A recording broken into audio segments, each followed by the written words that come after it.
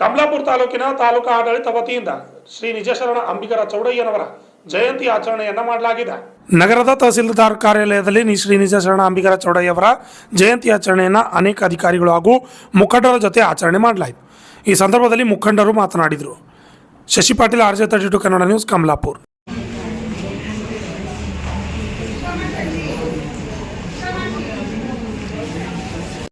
ಗುರು ನಾಟೇಕರ್ ಕಮಲಾಪುರ ತಾಲೂಕದ ವತಿಯಿಂದ ನಡೆಯಲಿರುವಂತಹ ಗುಲ್ಬರ್ಗಾ ಜಿಲ್ಲೆಯಲ್ಲಿ ದೊಡ್ಡ ಪ್ರಮಾಣದ ನಿಜಶರಣ ಅಂಬಿಗರ ಚೌಡಯ್ಯನವರ ಜಯಂತಿ ಉತ್ಸವಕ್ಕೆ ಇವತ್ತು ಕಮಲಾಪುರ ತಾಲೂಕಾ ವತಿಯಿಂದ ಹೆಚ್ಚಿನ ಜನಸಂಖ್ಯೆಯಲ್ಲಿ ಸೇರ್ಬೇಕಂತೇಳಿ ಜಿಲ್ಲಾಧ್ಯಕ್ಷರು ಒಂದು ಆಜ್ಞೆ ಪ್ರಕಾರವಾಗಿ ನಾವು ಇವತ್ತು ಕಮಲಾಪುರ ತಾಲೂಕಾ ನಾಡ ಕಚೇರಿ ತಹಸೀಲ್ ಕಚೇರಿಯಲ್ಲಿ ಒಂದು ಪೂಜೆಯನ್ನು ಮುಗಿಸ್ಕೊಂಡು ನಾವು ಗುಲ್ಬರ್ಗಕ್ಕೆ ನಮ್ಮ ಜನರ ಎಲ್ಲರೂ ಸೇರ್ಕೊಂಡು ಇವತ್ತು ಗುಲ್ಬರ್ಗಕ್ಕೆ ಹೋಗ್ತಾ ಇದ್ದೀವಿ. ಅದ್ದೂರಿ ಒಂದು ಮೆರವಣಿಗೆ ಇರುತ್ತದೆ.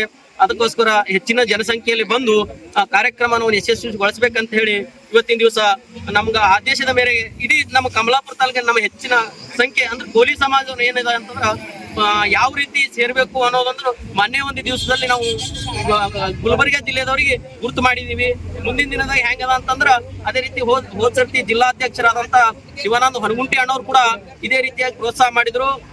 ಈ ಸರ್ತಿ ಪ್ರಕಾಶ್ ಟಿ ಕಮಕ್ನೂರ್ ಅಣ್ಣವರು ಜಿಲ್ಲಾಧ್ಯಕ್ಷರಾಗಿ ಸಮಿತಿ ಅಧ್ಯಕ್ಷರಾಗಿದ್ದಾರೆ.